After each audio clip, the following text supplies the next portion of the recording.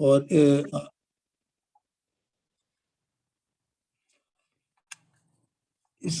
اس کی ابتدا کرنے کے لیے ہم نے آج اپنے محترم ساتھی مدثر رشید صاحب کو جو حالیہ قطر میں مقیم ہے اور ماشاءاللہ آپ ان کا تعارف دیکھ چکے ہیں جو کہ فورم میں شیئر کیا گیا تھا، تو کسی وہ تعارف کی مزید اس کی ضرورت میں نہیں سمجھتا۔ میں چاہوں گا کہ ابھی ہم ان سے درخواست کریں کہ وہ دور حاضر میں توحید کے تقاضے اور ہمارا طرز عمل پر آج کی گفتگو کا آغاز کریں۔ توحید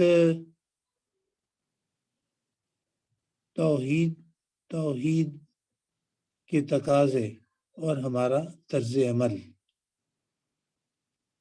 جناب مدثر رشید صاحب، بسم اللہ۔ السلام علیکم ورحمۃ اللہ وبرکاتہ، جزاک اللہ خیر۔ Give me 1 minute۔ وعلیکم السلام۔ آپ ایک پریزنٹیشن بس میں شیئر کر رہا ہوں تاکہ میں اس کے ذریعے سے یہ چیز ایکسپلین کروں۔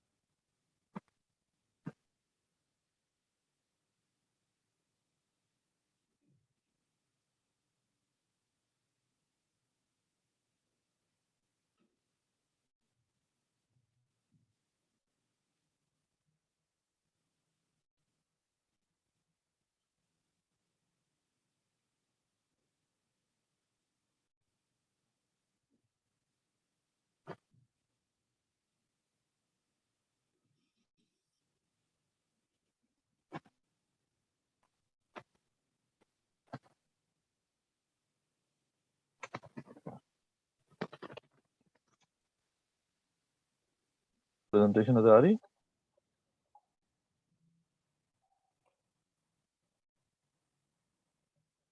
جی مدثر صاحب، آپ کو آواز آ رہی ہے؟ جی جی بالکل آ رہی ہے۔ اور یہ پریزنٹیشن نظر آ رہی ہے سب کو؟ نہیں، ابھی تک تو مجھے تو نہیں دکھائی دی۔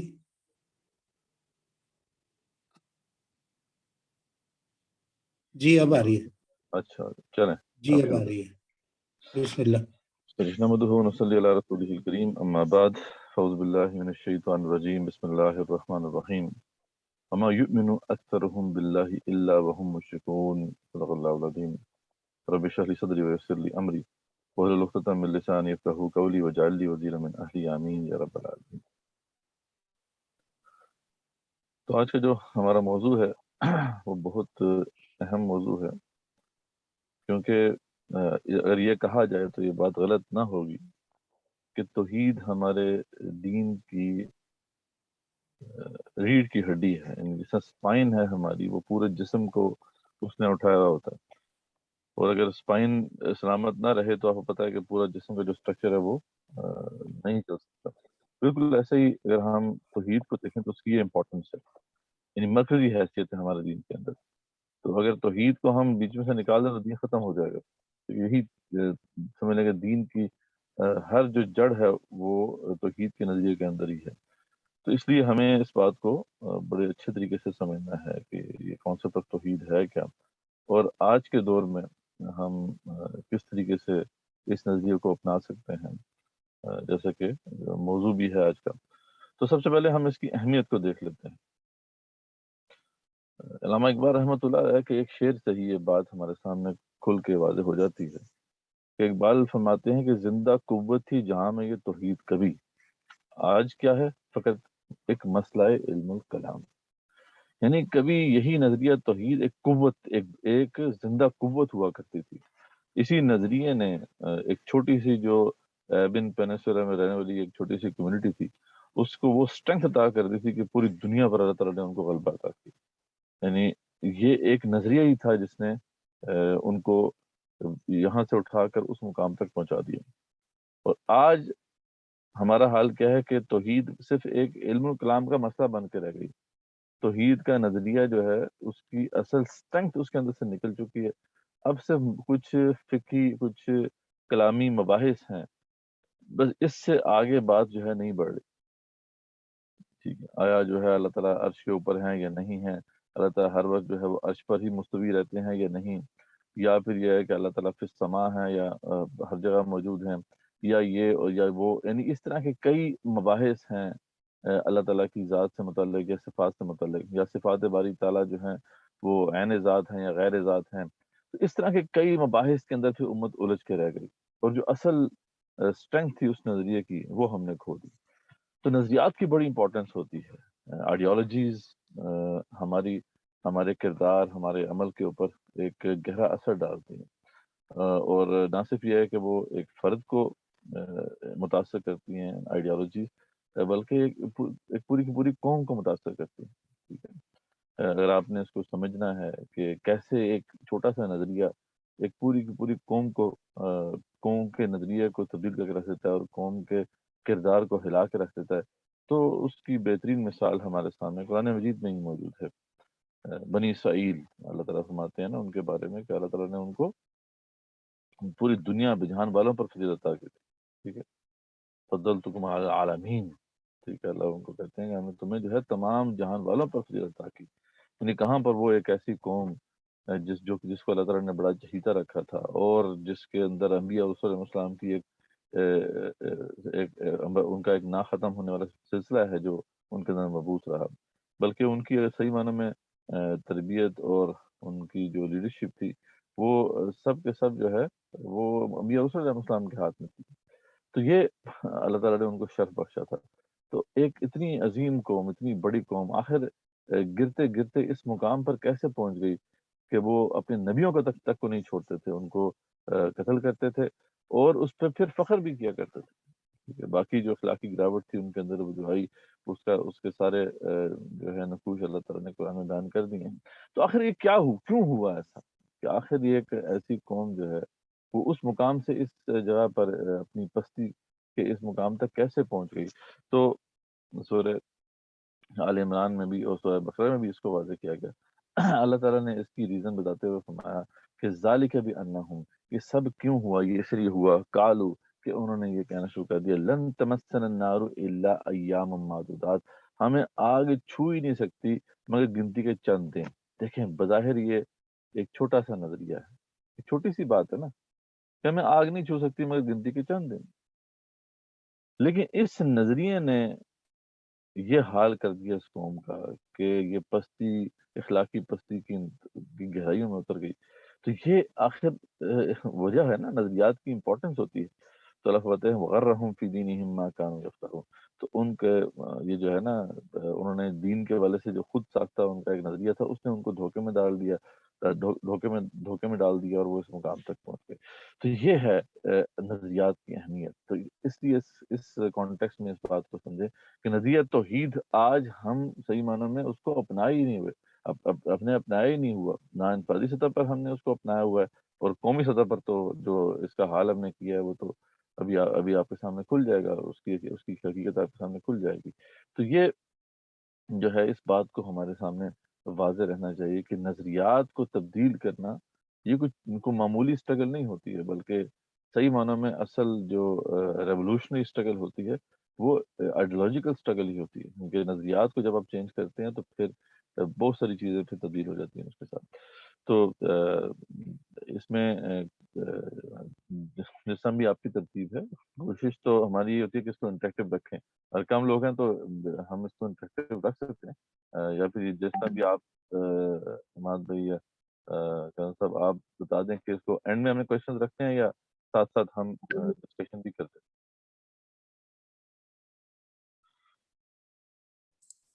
ہیں. اینڈ میں کر لیجئے کیونکہ پھر آپ کا جو کانٹینٹ ہے شاید کور نہ ہو سکے پھر اس میں پھر کنٹینیوٹی رہے گی. ٹھیک ہو گیا. تو اس کانٹیکسٹ میں جب ہم دیکھتے ہیں کہ توحید کی پھر کمپریہنسو تعریف کیا ہے, توحید کی کمپریہنسو ڈیفینیشن یہ ہے کہ کل یعنی اس کو سمجھنے کے لیے کہ توحید کی کمپریہنسو ڈیفینیشن کیا ہے, ایک انالیسس کر دیتے ہیں کہ جو اس وقت مشرکین عرب تھے ان کا نظریہ کیا تھا اللہ تعالیٰ کے بارے میں. یعنی یہ ایک مس انڈرسٹینڈنگ ہے کہ یا ایک غلط پرسپشن ہے کہ جو مشرکین مکہ تھے وہ کافر تھے اور وہ جو ہے اللہ کا انکار کرتے تھے. ایسی بات نہیں ہے. قرآن مجید ہمیں واضح کرتا ہے کہ وہ اللہ تعالیٰ کو مانتے تھے, اللہ تعالیٰ کی کئی صفات کو بھی مانتے تھے. اب دیکھیں ان کے بارے میں سورہ یونس میں بڑی ہی ایک انٹرسٹنگ بات ہمارے سامنے آتی ہے کہ اللہ فرماتے ہیں کل من یرزقکم من السماء والارض. انہیں رسول سے پوچھیں, ان سے کہیں کہ تمہیں کون رزق دیتا ہے آسمان و زمین میں. امن یملک السمع والابصار, اور کون ہے جو ملکیت ہے جس کے پاس سماعت و بصارت کی. من یخرج الحی من المیت, اور کون ہے جو کہ نکالتا ہے زندہ کو مردے سے. وہ یخرج المیت من الحی, اور مردے کو زندہ سے نکالتا ہے. من یدبر الامر, اور کون جو ہے تمام امور کی تدبیر کرتا ہے, یعنی جو ہے مسبب الاسباب کون ہے. فسیقولون اللہ, تو پھر وہ انقریب یہی کہیں گے کہ اللہ. فقل افلا تتقون, تو پھر انہیں بتائیے رسول اللہ علیہ وسلم کہ کیا تم تقوی اختیار نہیں کرتے, ڈرتے نہیں ہو اللہ تعالیٰ سے.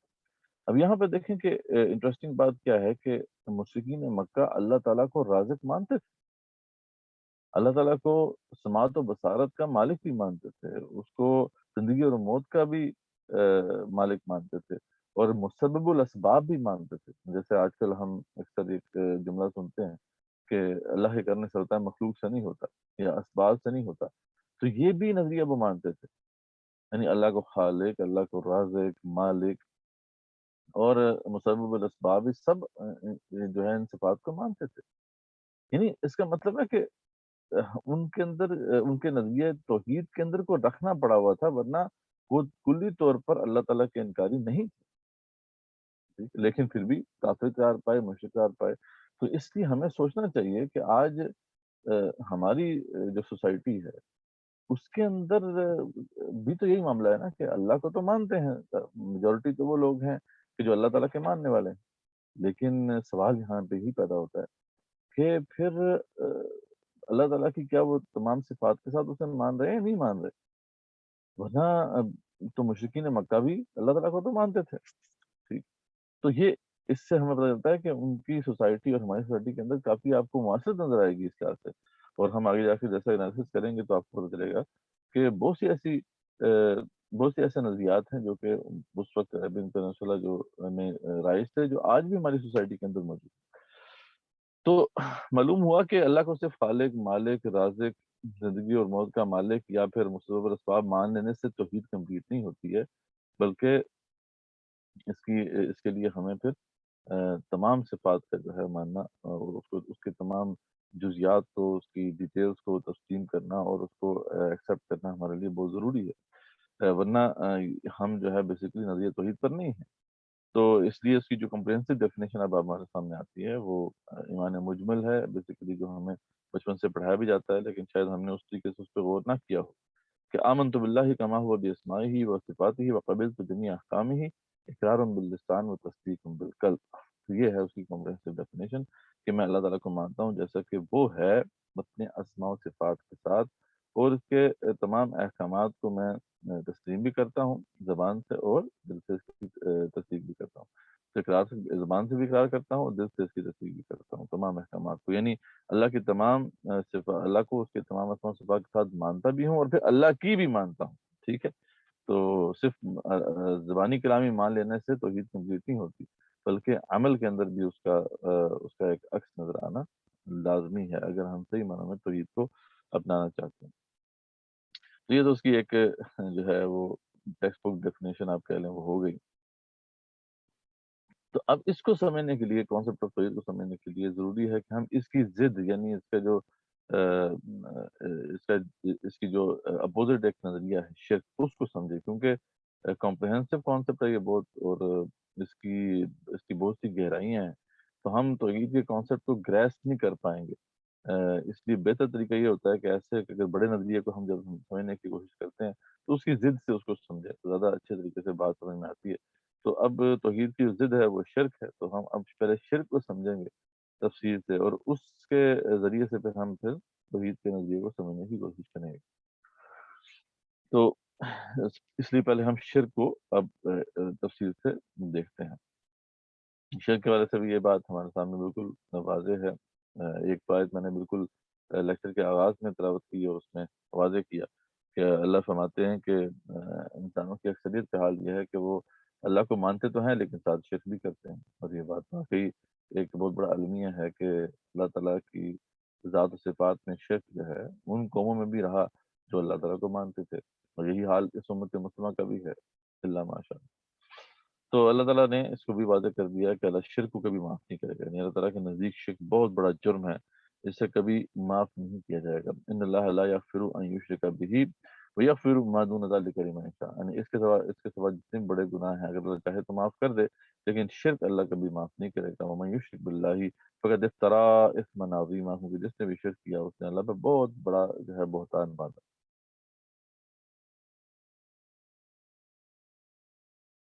پھر اللہ فرماتے ہیں کہ ان اللہ لا یغفر ان یشرک بہ ویغفر ما دون ذلک لمن یشاء ومن یشرک باللہ فقد ضل ضلالا بعیدا.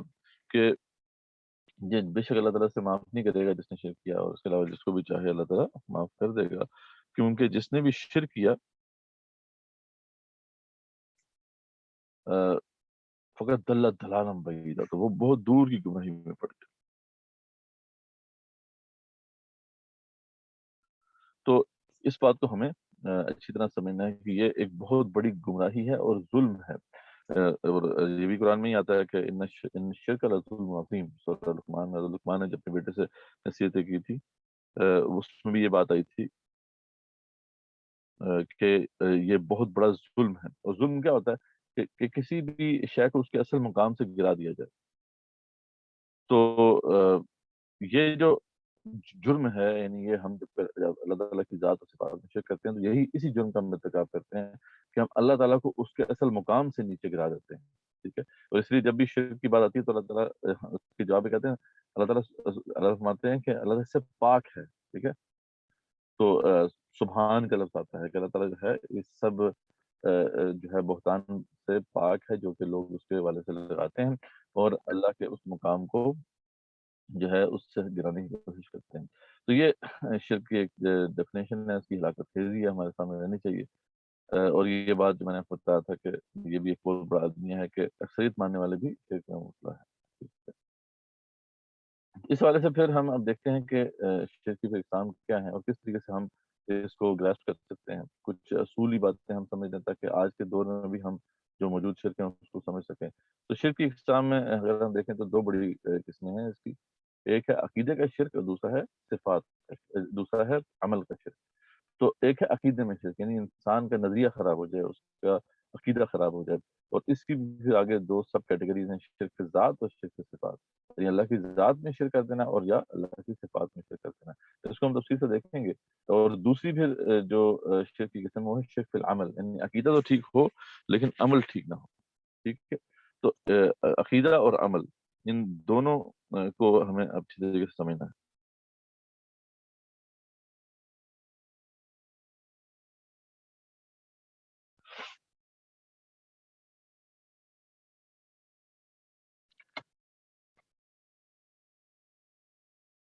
عقیدہ جو ہے اس میں خرابی کا مطلب یہ ہے کہ جب آپ کسی سے پوچھیں کہ فار ایگزامپل ایک بندہ کہتا ہے کہ میں یہ سمجھتا ہوں کہ اللہ کے سوا کوئی اور بھی جو ہے وہ مشکل کشا ہے, اور جیسے اللہ تعالیٰ مشکلوں کو ختم کر سکتا ہے ایسے کوئی اور ہستی بھی اس کو ختم کر سکتی ہے, اور اس سے آپ پوچھیں تو وہ یہی جواب دے کہ بالکل ایسا ہی ہے. تو اس کا مطلب ہے کہ عقیدے کی اندر خرابی ہے. لیکن اگر آپ اس سے پوچھیں کسی سے کہ بھئی آپ واقعی یہ مانتے ہیں, تو وہ کہے گا نہیں میں تو یہ مانتا ہوں کہ اللہ تعالیٰ ہی مشکل کشا ہے, لیکن اس کے عمل کے اندر آپ کو خرابی نظر آ رہی ہے. آپ دیکھ رہے ہیں کہ وہ عملی طور پر جو ہے وہ اللہ تعالیٰ سے اس کی امید نہیں ہے بلکہ وہ مخلوق سے امید لگائے بیٹھا ہے. تو اس طریقے سے جو ہے جب معاملہ ہوتا ہے تو اسے ہم شرک العمل کہتے ہیں. ابھی اس کی انشاءاللہ ہم تفصیل میں کرتے ہیں. تو سب سے پہلے جو ہے وہ ہے شرک فی الذات, اس کو ہم نے سمجھنا ہے. اللہ تعالیٰ کی ذات میں شرک یہ ہے کہ اللہ کی جو اللہ تعالیٰ کا پورا تصور ہے, کمپریہنسو کانسیپٹ اللہ تعالیٰ کا, اس کی تمام صفات سمیت جو اس کی ہستی ہے, وہ اس پورے کے پورے تصور کا آپ اٹھا کے غیر اللہ کو دے دیتے. ٹھیک ہے, تو یہ سب سے بڑا شرک ہے. یہ اس سے بڑا شرک کوئی نہیں ہو سکتا. اور جو بھی اس شرک کا ارتکاب کرے گا وہ ظاہری بات ہے کہ اس کے وجہ سے اللہ تعالیٰ کا غضب بہت زیادہ ہے. اچھا اس میں ایک مجھے 2 منٹ دے دیں, ایک مجھے امپورٹنٹ کال آ رہی ہے, میں پھر دوبارہ سے اپنی ایک مجھے بس اپنی کال آ گئی تھی. بسم اللہ اولہ وآخرہ. تو بات ہو رہی تھی شرک فی العقیدہ کی, تو شرک فی الذات کی ہم بات کر رہے تھے کہ یہ سب سے بڑا شرک ہے, اور یہ ہے کہ اللہ تعالیٰ کی پوری ہستی کو اٹھا کر غیر اللہ کو. تو اس قسم کا جو شرک ہے وہ تاریخ انسانی میں عیسائیوں نے کیا اس کا ارتکاب. عیسائیوں نے عیسیٰ علیہ السلام کو اللہ تعالیٰ کا نسلی بیٹا قرار دے دیا, جو کہ ایک بہت بڑا جرم تھا ان کی طرف سے, انہوں نے جو اس کا ارتکاب کیا. یعنی اللہ تعالیٰ کی جو جتنی بھی صفات ہیں وہ تمام کی تمام ظاہری بات ہے پھر ان کے بیٹے میں بھی آ گئی, کیونکہ جو نسل اگر انسان کا ایک بیٹا ہے, نسلی بیٹا ہے, تو اس کے اندر وہ تمام صفات ہوتی ہیں جو انسان کی ہوتی ہیں. تو اس طرح انہوں نے جو ہے ایک طرح سے شرک اکبر کا ارتکاب کیا کہ اللہ تعالیٰ کی پوری ہستی کو اٹھا کر ایک طرح سے اب ہم پر اللہ قرار دے دیے عیسیٰ علیہ السلام کے, اور ایک بہت بڑے جرم کے مرتکب ٹھہرے. اسی طریقے سے ہم جانتے ہیں کہ یہودیوں کے بھی ایک فرقے نے ایسا کیا کہ عزیر علیہ السلام کو اللہ تعالیٰ کا اس طرح بیٹا قرار دیا. پھر ہم دیکھتے ہیں کہ جو انڈو چائنیز مذاہب کے اندر ایک کانسیپٹ رہا ہے پینتھیزم کا کانسیپٹ, جیسے ہماؤس کہتے ہیں, یہ بھی ایک ایسا نظریہ تھا جس نے پھر بہت سی مختلف جو صورتیں ہیں شرک کی اس کی بنیاد ڈالی, اور اس کے اثر سے جو ہے یہ سب کانٹیننٹ جو ہے نہیں نکل سکا ابھی تک بھی. یہ کیا نظریہ تھا کہ جو کائنات ہے, یونیورس ہے, بیسیکلی وہ خدا ہی ہے, خدا نے ہی یونیورس کی شکل اختیار کر لی. تو یہ ایک بڑا قدیم ایک مسئلہ تھا فلسفے کا, جس میں یہ بات کی جاتی تھی کہ خدا بھی قدیم ہے اور مادہ بھی قدیم ہے. یعنی خدا جو ہے وہ بھی نان کازل ہے, یعنی وہ ہمیشہ سے ہے اور ہمیشہ رہنے والا ہے, اور اس طریقے سے جو میٹر ہے وہ بھی ہمیشہ سے اور ہمیشہ رہنے والا ہے. یہ ایک طرح سے نا اس کو ایک فیکٹ کے طور پہ مانا جاتا تھا یا ایک پری سپوزیشن تھی. لیکن جب اس پہ جب آگے بحث چلی اور پھر بات آئی کہ اگر دونوں ہی ہمیشہ سے ہیں تو پھر تو یہ 2 خدا ہو جائیں گے, تو یہ تو پھر یہ جو ہے وہ ڈویلٹی آ جائے گی. تو اس چیز کو ختم کرنے کے لیے جو اس وقت کے فلاسفرز تھے انہوں نے ایک نظریہ پیش کیا کہ بیسیکلی یہ کائنات یونیورس جو ہے یہ خدا ہی ہے, خدا نے اصل میں یونیورس کی شکل اختیار کر لی. اب اس نے آپ کو بتایا کہ بہت سے مختلف قسم کے جو شرک ہیں ان کی بنیاد ڈالی, جس میں پھر آپ کائنات کی کسی بھی بڑی شے کو پکڑ لیں اس کی پوجا کر سکتے ہیں, سورج چاند ستارے, یہاں تک کہ پھر کوئی جانور, کوئی پھر چیز اب اس سے جو ہے مبرہ نہیں ہے. تمام کی تمام جو چیزیں ہیں وہ خدا کی بڑائی کی مینیفیسٹیشنز ہیں اور ان کی پوجا کی جا سکتی ہے. تو یہ ایک بہت بڑا شرک تھا. اس کے مقابلے میں پھر مسلمانوں نے جو نظریہ پیش کیا تھا وہ وحدت الوجود کا نظریہ تھا. اس پہ بھی وقت نہیں ہے کہ ہم تفصیل میں جائیں. تو انہوں نے بہرحال یہ کہا تھا کہ خدا ہی موجود ہے, کائنات موجود ہی نہیں ہے. یہ ان کا پریمیسز تھا, اور اس کے اوپر پھر انہوں نے اس نظریے کو بلڈ کیا تھا. خیر اس پہ ہم ابھی اس تفصیل نہیں جائیں گے, انشاءاللہ پھر کبھی موقع ملا تو اس پہ سیپریٹ پریزنٹیشن کریں گے. اور پھر ہندو مذہب کے اندر پھر کرشنا اور رام چندرا وغیرہ کے بارے میں بھی نظریہ ہے کہ خدا ان کے اندر حلول کر کے, یعنی یہ جو تھے تو انسان ہی لیکن خدا ان کے اندر موجود ہے ایز اے اسپرٹ. تو یہ بھی جو ہے ایک ایسا نظریہ ہے جس میں انہوں نے پورے خدا کے تصور کو لیا, اس میں کچھ صفات کو نہیں لیا بلکہ پورے تصور کو لے کر غیر اللہ کو دے دیا. تو یہ ہم بالکل دیکھ سکتے ہیں کہ بالکل واضح شرک ہے, اس میں کسی قسم کی کوئی کنفیوژن بھی نہیں ہے, اور اس لیے اللہ تعالیٰ کا جو غضب ہے اس والے سے وہ بہت زیادہ ہے. سورہ مریم میں اللہ فرماتے ہیں وقالوا اتخذ الرحمن ولدا, یہ انہوں نے جو ہے رحمان کی اولاد مقرر کی. لقد جئتم شیئا ادا, یہ بہت بڑی بات اپنے منہ سے نکال رہے ہیں. تکاد السماوات یتفطرن من, یہ تقریب ہے کہ آسمان جو ہے وہ پھٹ جائے, اور تنشق الارض, اور زمین شک ہو جائے, وتخر الجبال حدا, اور پہاڑ ریزہ ہو جائیں. ان دعوا للرحمن ولدا, کہ انہوں نے رحمان کی اولاد مقرر کی. وما ينبغي للرحمن ان يتخذ ولدا, حالانکہ اس کی شان ہی نہیں ہے کہ اس کی اولاد ہو, وہ اس کے لائق ہی نہیں ہے کہ اس کی اولاد ہو, وہ تو اس سے پاک ہے. تو یہ جو تھا شرک, یہ الحمدللہ اللہ تعالیٰ کا بڑا کرم ہوا اس امت کے اوپر کہ یہ امت بحث مجموعی اس شرک سے بچتی رہی. عیسائی نہیں بچ سکے, یہودی نہیں بچ سکے, اور اس سے پہلے بھی کئی جو مذاہب گزرے ہیں ان کے اندر بھی اس کی کچھ شکلیں موجود رہیں, لیکن امت مسلمہ جو ہے وہ بحث مجموعی اس سے بچی رہی. صرف ایک کوئی فرقہ ہے اہل تشیع کا جو کہ حضرت علی کو خدا کا اوتار کہتے ہیں، لیکن وہ فرقہ ایسا ہے کہ جسے اہل تشیع بھی اون نہیں کرتے. تو یہ ایک کرم ہوا اس امت کے اوپر. لیکن جو دوسری بڑی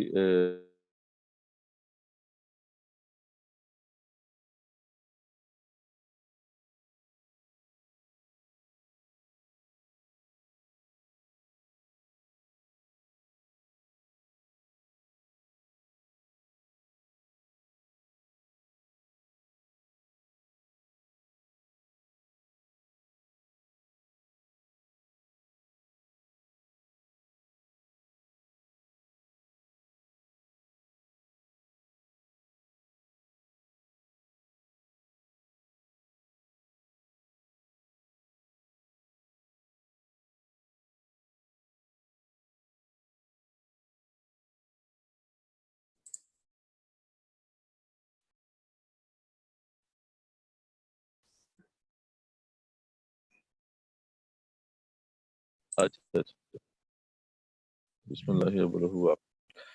تو یہ بات ہم کر رہے تھے کہ شرک فی العقیدہ کی جو دوسری سب کیٹیگری ہے شرک فی الصفات، اس سے کوئی بھی جو امت ہے وہ نہیں بچ سکی. سابقہ امتوں میں سے بھی کوئی نہیں بچ سکی، اور امت مسلمہ بھی جو ہے اس قسم کی شرک سے نہیں بچ سکی. اور یہ شرک بڑے پیمانے پر اس وقت امت مسلمہ میں پھیلا ہوا ہے.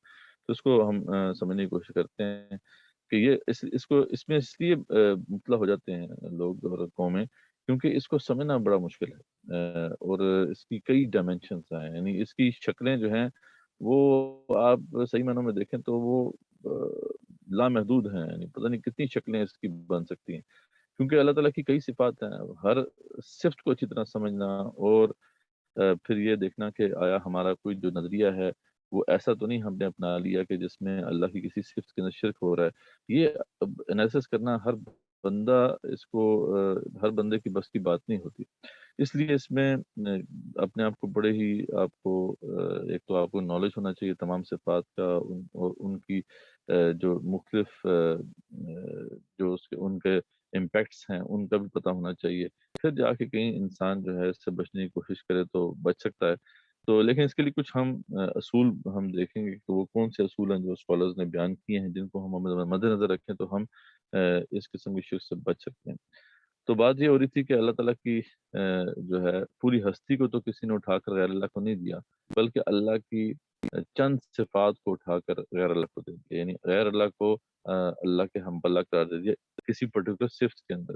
فار ایگزامپل متکبر ایک اللہ کی صفت ہے، الوہاب اللہ کی صفت ہے یعنی دینے والا عطا کرنے والا، الحکم اللہ کی صفت ہے، مالک الملک اللہ کی صفت ہے. تو یہ مختلف قسم کی صفات ایسی ہیں جن کے اندر پھر لوگوں نے شریک ٹھہرایا کسی اور ہستی کو اللہ تعالیٰ کے ساتھ.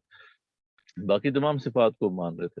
تو ایون کہ اللہ کے اگر 99 صفات کو مان لیا جائے تو 98 صفات کو اگر مان رہا ہے اور ایک صفت کے اندر بھی جو ہے وہ شرک کر رہا ہے تو تب بھی یہ توحید خالص نہیں رہے گی اور یہ شرک اکبر کا ارتکاب ہو جائے گا. تو یہ جو سب کیٹیگری ہے اس کے حوالے سے یہ بات ہمارے سامنے آنی چاہیے کہ شرک صفات یہ ہے کہ اللہ تعالیٰ کی کوئی ایک صفت اٹھا کر اس کے غیر کو دے دی جائے چاہے باقی تمام صفات کو مانا بھی جا رہا. اور اس کی جو سمجھنے کے حوالے سے ایک بہت بڑی مشکل یہ ہے کہ اللہ تعالیٰ کی جو مخلوقات ہیں ان کے اندر بھی صفات کا ایک عکس آپ کو نظر آتا ہے. جیسے اللہ تعالیٰ اگر سمیع اور بصیر ہیں تو ہمارے اندر بھی کچھ نہ کچھ سماعت اور بصارت ہے. ٹھیک ہے، اس طریقے سے اللہ تعالیٰ القادر ہیں تو ہم بھی کچھ نہ کچھ قدرت رکھتے ہیں، کچھ اتھارٹی اللہ نے ہمیں دی ہوئی ہے. تو دیکھنے والی نگاہ جو ہے وہ دھوکہ کھا جاتی ہے. وہ یہ سمجھنا شروع کر دیتی ہے کہ شاید جو ہے یہ جو سامنے بادشاہ ہے یہی سامنے سب کچھ قدرت اسی کے ہاتھ میں ہے. اللہ کے حقیقت یہ نہیں ہے. حقیقت یہی ہے کہ یہ اللہ ہی ہے جس نے عطا کیا ہوا ہے اس کو قدرت، جتنی بھی قدرت اس کو ملی ہوئی ہے اللہ کی طرف سے دی ہوئی ہے. لیکن یہ انسان جو ہے اس وقت بھول جاتا ہے، اس کی نگاہوں سے اوجھل ہو جاتی ہے بات. تو یہ ایک بہت بڑی ایک مشکل ہے اس کو سمجھنے کے حوالے سے کہ اللہ کی صفات کا عکس جو ہے اس کی مخلوقات میں موجود ہے اور وہاں پہ انسان ڈفرینشیٹ نہیں کر پاتا کہ یہ مخلوق کی جو صفت ہے اور اللہ کی صفت اس میں فرق و تفاوت کیا ہے. تو اس لیے اس کا انالیسس بہت ضروری ہے. یہ اگر ہم انالیسس کر لیں اور اس ایکویشن کو اپنے سامنے رکھیں تو شاید اس کی جو مختلف شکلیں ہیں وہ ان کو ہمارے لیے سمجھنا آسان ہو جائے.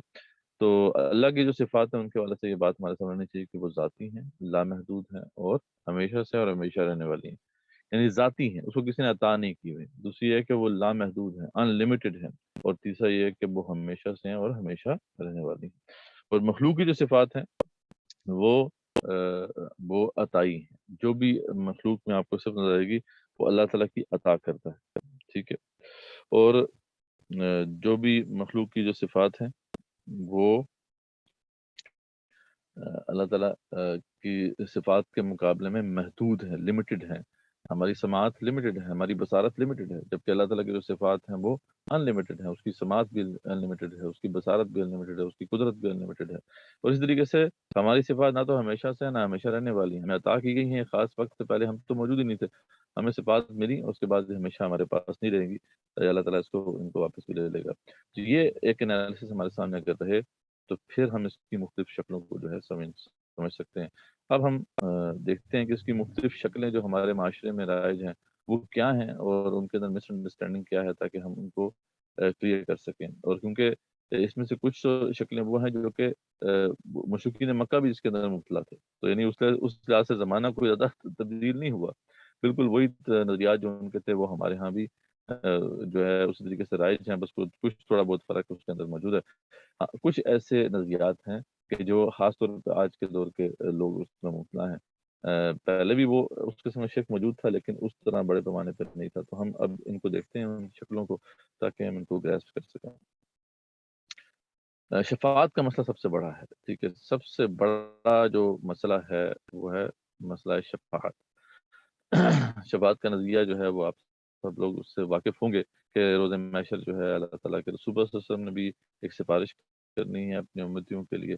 اس طرح اللہ کے نیک بندے بھی سفارش کریں گے، اس میں کوئی شک نہیں ہے. اور ان کی سفارش کے نتیجے میں پھر کئی لوگ جو ہیں وہ جنت میں جائیں گے. تو یہ ایک نظریہ ہے، لیکن اس نظریے نے جو شکل اختیار کی ہمارے معاشرے میں اس نے ہماری بنیادوں کو ہلا کے رکھ دیا ہے. اگر میں یہ کہوں تو یہ غلط نہ ہوگا، یعنی سجریشن نہیں ہے کہ امت مسلمہ کے زوال کے اگر بڑے اسباب آپ گنیں، اگر بڑے اسباب کو آپ مد نظر رکھیں تو ان میں ٹاپ اگر 2-3 اگر دیکھیں تو ان میں اس کا شمار ہوتا ہے شفاعت باطلہ کا جو نظریہ ہے. اس لیے بہت امپورٹنٹ ہے کہ اس نظریے کو ہم کریکٹ کریں. جب تک کہ اس امت کے اندر اس نظریے کو ہم کریکٹ نہیں کریں گے، یہ امت اپنی اس زوال سے، اپنے زوال کی اس کنڈیشن سے باہر نہیں نکل سکتی. اتنی امپورٹنٹ بات ہے یہ.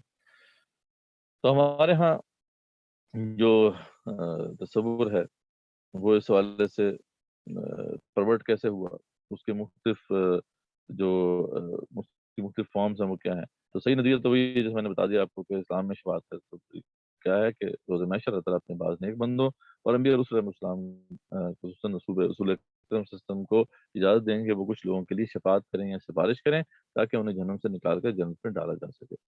جبکہ غلط تصورات ہمارے ہاں کیا رائج ہوگی، شفاعت کرنے والے کیونکہ اللہ کے محبوب ہیں، حبیب ہیں، اس لیے لازماً اس شفاعت کو قبول کروا لیں گے. اب یہاں سے بات دیکھیں، ایک شخص جو ہے وہ یہ بات یہ سوچ رکھتا ہے کہ بے شک رسول اکرم صلی اللہ علیہ وسلم جو انہیں سفارش کرنی ہے اور وہ سفارش جو ہے وہ اللہ تعالیٰ چاہیں گے تو قبول کریں گے، چاہیں گے تو نہیں قبول کریں گے. یہاں تک بات بالکل صحیح ہے. لیکن جیسے ہی ہم نے یہ نظریہ اپنایا کہ رسول اکرم صلی اللہ علیہ وسلم کیونکہ اللہ کے حبیب ہیں اس لیے اللہ تعالیٰ لازماً ان کی سفارش قبول کریں گے، تو اب کیا کر دیا ہم نے کہ اللہ تعالیٰ کی ایک صفت میں اب رسول اکرم صلی اللہ علیہ وسلم کو ہم نے شریک کر لیا. اور وہ صفت کیا ہے؟ وہ صفت وہ ہے جس کا اقرار ہم سے ہر نماز میں کروایا جاتا ہے. وہ کیا ہے؟ مالک یوم الدین. اللہ تعالیٰ روز محشر جو ہے اس دن کا تنہا مالک اللہ ہی ہے، اللہ رب العزت کی ذات ہی ہے. کوئی اس ڈومینین میں اس کے ساتھ شریک نہیں ہو سکتا. ایون کہ رسول اکرم صلی اللہ علیہ وسلم کی بھی کوئی حیثیت نہیں ہے اس حوالے سے کہ وہ شریک ہو سکیں. ٹھیک ہے. لیکن جب بندے نے یہ کہہ دیا، ایک نظریہ اپنا لیا کہ رسول اکرم صلی اللہ علیہ وسلم جو ہے وہ شفاعت کروا لیں گے لازماً، تو ایک طرح سے آپ دیکھیں بظاہر اس سے جب پوچھا جائے کہ یار آپ نے شرک کر دیا، آپ نے رسول اللہ علیہ وسلم کو اللہ تعالیٰ کے حنبلہ قرار دے دیا، وہ کہے گا نہیں. یعنی اس کی کمپلیکسٹی کو سمجھیں کہ ایک بندہ جو ہے وہ ایسے ورڈز نہیں وہ اپنا رہا کہ صریحاً یہ بات ہو رہی ہو کہ اللہ تعالیٰ کی جو یہ ڈومینین ہے اس کے اندر اس نے رسول اللہ کو شریک کر دیا. اور اگر آپ اسے پوچھیں گے وہ ڈینائی کر دے گا. لیکن جو نظریہ اس نے اپنا لیا ہے اس کا لازماً نتیجہ یہی ہے. ٹھیک، یعنی یہ کمپلیکسٹی ہے کہ بعض اوقات جو ہے ایک شخص ظاہر تو اس کا ارتکاب نہیں کر رہا، لیکن اس نے کوئی ایسا نظریہ اپنا لیا ہے جس کا لازمی نتیجہ یہ ہوتا ہے کہ وہ شرک کا ارتکاب ہو گیا. تو یہ اس کی کمپلیکسٹی ہے. آپ صلی اللہ علیہ وسلم کی شفاعت سے میدان عیش صحیح جنت کا پروانہ مل جائے گا. ایک اور مسکنسپشن یہ ہے، مس انڈرسٹینڈنگ یہ ہے کہ آپ صلی اللہ علیہ وسلم جب سفارش کریں گے تو روز محشر ہی جب امت کھڑی ہوگی وہیں سے جو ہے پروانہ مل جائے گا جنت کا، یعنی کہیں جو ہے جہنم میں ٹرم پوری نہیں کرنی پڑے گی. حالانکہ یہ بات نہیں ہے. جتنی بھی یہ حدیث ہے جس میں ذکر ہے شفاعت کا، اس میں جہنم سے نکال کے جنت میں ڈالنے کی بات اگر آپ اس کو نکال کے. تو خیر یہ سارا ایک معاملہ ہمارے سامنے ہے. اب ہم دیکھتے ہیں کہ اس میں بہت سی پھر صفات اللہ تعالیٰ کی جو ہے وہ کمپرومائز ہو جاتی ہیں. بہت سی صفات میں پھر ایک طرح سے ہم رسول اکرم صلی اللہ علیہ وسلم کو یا جس شخص کے بارے میں بھی، جس شیخ کے یا پیر کے بارے میں بھی ہمارا نظریہ ہے، جس ولی کامل کے بارے سے بھی بے شک ہم کہہ لیں کہ نظریہ ہے کہ وہ ہماری سفارش کر کے ہمیں جنت لے جائے گا، تو بیسیکلی ہم نے پھر اس کو ایک اتھارٹی دے دی ہے. ہم یوم الدین کے حوالے سے وہ اللہ تعالیٰ کے ساتھ ایک طرح سے شریک ہو گیا ہے. اس طرح اللہ کی اور کئی صفات جو ہیں ان کے اندر بھی شرک ہو جاتا ہے. جیسے اللہ تعالیٰ العلیم ہے، اللہ ہی صحیح معنی میں جانتے ہیں کہ اس شخص نے کیا کیا. تو ایک شخص صرف سفارش ہی کر سکتا ہے. وہ کیسے حتمی طور پہ کہہ سکتا ہے کہ اس کو لازماً جو ہے جنت مل کے جائے؟ خود رسول اکرم صلی اللہ علیہ وسلم بھی سفارش کریں گے لیکن امتیوں کے لیے کریں گے. آپ صلی اللہ علیہ وسلم کو تو نہیں پتا تمام امتیوں کے حالات کیا ہیں. ٹھیک ہے، امتیوں میں سے کئی ایسے ہیں وہ تو آپ صلی اللہ علیہ وسلم کو فالو ہی نہیں کرتے. اور یہ بڑی صحیح، بالکل صحیح حدیث میں یہ بات آتی ہے جو حوض کوثر کے حوالے سے، کہ حوض کوثر میں کچھ لوگ آئیں گے اور وہ اس میں سے پانی پینا چاہیں گے تو فرشتے ان کو روک دیں گے. آپ صلی اللہ علیہ وسلم انہیں پوچھیں گے فرشتوں سے کہ یہ تو میرے امتی ہیں، ان کو آنے دیں. تو وہ آپ صلی اللہ علیہ وسلم کہیں گے آپ کو نہیں معلوم کہ انہوں نے آپ کے جانے کے بعد کیسے کیسے دین میں جو ہے وہ چیزوں کو گھڑا ہے. تو اس پہ آپ صلی اللہ علیہ وسلم ان کی بات تو نہیں کریں گے فرشتوں کی. تو اس کے یہ جو معاملہ ہے یہ وہی صحیح معنی میں سفارش کر سکتا ہے کہ جو تمام علم رکھتا ہو کسی کے حوالے سے، ورنہ صرف ریکویسٹ ہی کر سکتا ہے، اللہ ہی اس کو قبول کرے یا نہ کرے. اس نظریے کی آپ سمجھ سکتے ہیں کہ قرآن مجید میں جڑ کاٹ دی گئی ہے، کیونکہ یہ مین نظریہ تھا اس وقت کے معاشرے میں بھی رائج تھا. اس لیے پتہ نہیں کتنی آیات جو ہے نازل ہوئی ہیں اس نظریے کی کریکشن کے لیے. مطلب آپ مکی قرآن اٹھا کے دیکھ لیں، آپ کو جا بجا اس کا رد نظر آتا ہے، کیونکہ یہ نظریہ اس وقت کی سوسائٹی میں رچا بسا ہوا تھا. اور یہی حال آج ہمارے معاشرے کا بھی. آج ہمارا نظریہ، آج ہمارا جو ہماری جو سوسائٹی ہے اس کے اندر اتنا گہرا یہ نظریہ بیٹھ چکا ہے کہ آپ حیران ہو جاتے ہیں کہ کتنی معاصرت ہے ہماری اس وقت مشرکین مکہ کے ساتھ، کہ وہ بتوں کے والے سے یہ نظریہ رکھتے تھے کہ جی یہ ہماری سفارش کر دیں گے. وہ کہتے تھے کہ یہ اللہ کی بیٹیاں ہیں، سفارش کر دیں گی. اور ہم نظریہ رکھتے ہیں آپ وسلم کے والے سے. بات فرق صرف یہی ہے کہ ہم نے جو ہے آپ وسلم کو یہ اس معاملے میں اللہ تعالیٰ کے ساتھ شریک کر رکھا ہے، جبکہ ان لوگوں نے جو ہے بتوں کو یا فرشتوں کو اللہ کی بیٹیوں کے طور پر جو ہے شریک کر رکھا تھا. تو اللہ فرماتے ہیں یوم، اس وقت ان کے نظریے کو کریکٹ کرتے ہوئے فرماتے ہیں یوم اذن لا تنفع الشفاعۃ، اس دن شفاعت جو ہے کسی کو فائدہ نہیں دے سکتی. یہ سفارش کر بھی دے کوئی، یعنی کسی نے سفارش کر دی جی فلاں کو جو ہے ٹھیک ہے آپ بچا دیں، تو وہ سفارش فائدہ نہیں دے گی اس کو الا من اذن له الرحمن، الا یہ کہ اللہ تعالیٰ ہی جو ہے رحمان جو ہے اس کی اجازت دے، ورضی له قولا، اور اس کی بات کو جو ہے ایکسیپٹ کرنا، قبول کرے.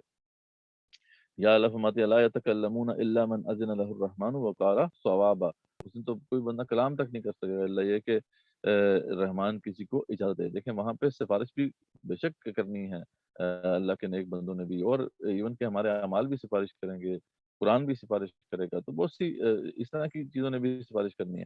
لیکن وہ سفارش جو ہے وہ اسی وقت کر سکے گا کہ وہ شخص یا کوئی شے جب تک کہ اللہ کی اجازت ہو. اللہ کی اجازت نہیں ہوگی تو سفارش ہی نہیں کر سکتا. اور کیا خیال ہے کہ جب اللہ کسی کو اجازت دے دے گا وہاں پہ سفارش کی تو کیا وہ صحیح غلط بات کر سکے گا؟ نہیں، بلکہ اللہ فرماتے ہیں وقالا ثوابا، وہ بات بھی بالکل درست کرے گا، وہ غلط بات کر ہی نہیں سکے گا.